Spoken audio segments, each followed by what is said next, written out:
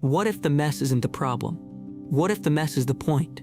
Not consciously, not on purpose, but what if some part of your brain, the part that runs quietly beneath your intentions, is actively maintaining financial disorder because clarity would cost something it isn't ready to pay? The standard story about financial chaos goes like this. People overspend because they lack discipline. They avoid budgets because they find them tedious. They make impulsive decisions because they haven't learned to delay gratification. The fix in this telling is behavioral. Track your expenses, automate your savings, read the right books, build better habits. And there's real truth in that. Behavior matters, habits matter. The structural side of personal finance, emergency funds, debt reduction, consistent investing, genuinely works when people follow through.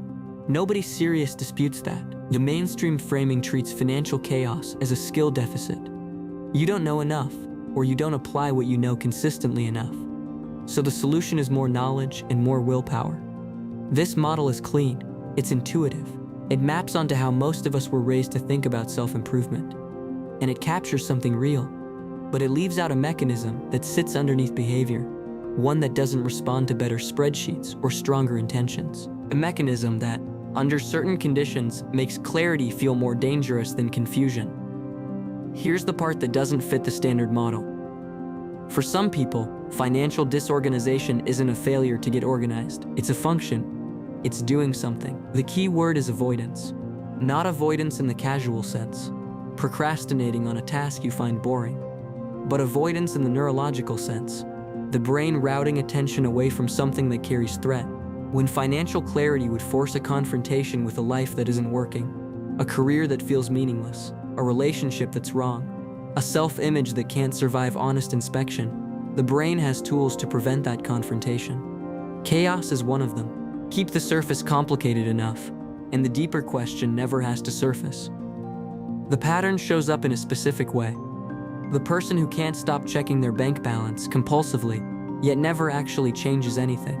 The person who starts a budget every January and abandons it by February, not because they forgot, but because seeing the numbers clearly felt, somehow, worse than not seeing them. The person who creates new financial complexity, a side project, a speculative purchase, a reorganization of accounts, right at the moment when their life was about to become legible enough to evaluate. This isn't laziness. It's the opposite of laziness.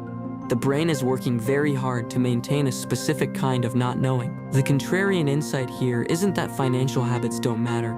They do. The insight is that for a subset of people, possibly a large one, the chaos isn't the root problem. It's the output of a deeper system doing exactly what it was trained to do. Protect the organism from confronting something it has classified as threatening. The neuroscience here comes from several directions, and it's worth being precise about what each line of research does and doesn't establish. Start with stress and cognition. A 2025 study found that chronic stress degrades neural function through a specific cellular mechanism, microglial glutaminase activity, that disrupts the brain's ability to think clearly and behave adaptively over time. The researchers were studying neurobehavioral deficits, not financial decisions, but the implication extends naturally. Chronic financial stress isn't just unpleasant, it actively compromises the neural architecture you'd need to resolve it. The brain under sustained stress becomes worse at exactly the cognitive tasks, planning, evaluating, updating beliefs, that financial clarity requires. This creates a loop. Stress degrades cognition. Degraded cognition produces worse decisions. Worse decisions produce more stress. We'll now add the amygdala. A 2018 study found that amygdala connectivity, how well this threat detection hub communicates with the rest of the brain, predicts individual differences in risk tolerance. People with tighter amygdala prefrontal coupling tended to take less financial risk. But the more important finding for this argument is structural. Your threshold for financial threat is not purely rational. It's encoded in connectivity patterns that vary between individuals and shift with emotional state. What one person experiences as a manageable financial picture, another person's nervous system experiences as an emergency. The chaos, in that second case, may be partly an output of a brain running at high threat alert, even when the objective numbers don't warrant it. Unwarranted. A 2019 study adds another layer. It found that anxious individuals show altered neural responses to social feedback. They update their beliefs about themselves in systematically biased ways when they receive negative information.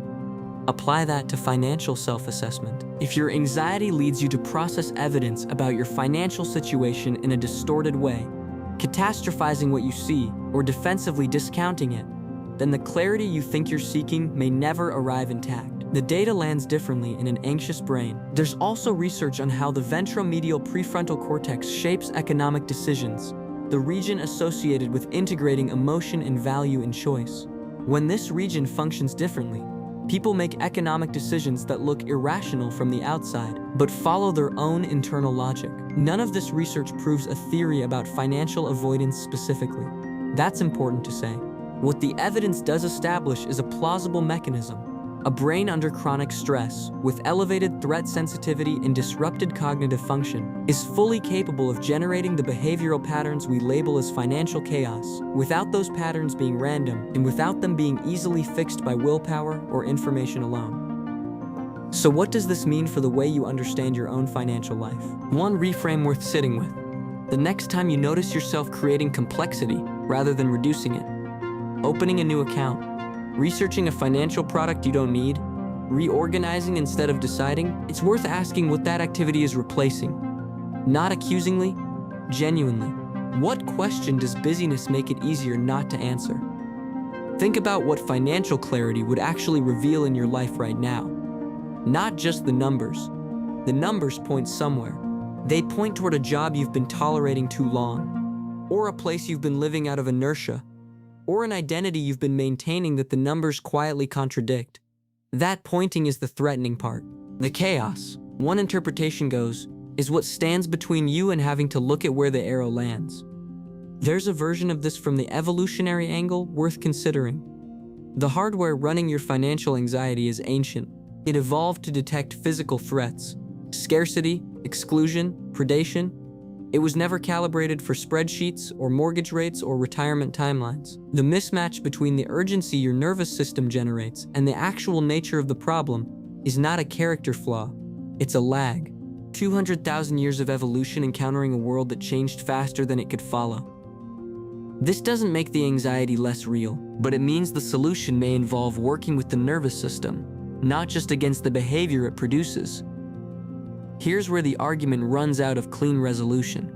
Even if the mechanism is real, even if financial chaos is sometimes a defense against confronting something deeper, it doesn't follow that the right move is to dismantle the defense directly. Some things we're not ready to see. We're not ready to see for reasons. Research on grief and learning suggests the brain processes loss and change through the same systems used for acquiring new information. There may be a sequencing problem. Some forms of clarity require a kind of readiness that can't be forced. So the honest close is this.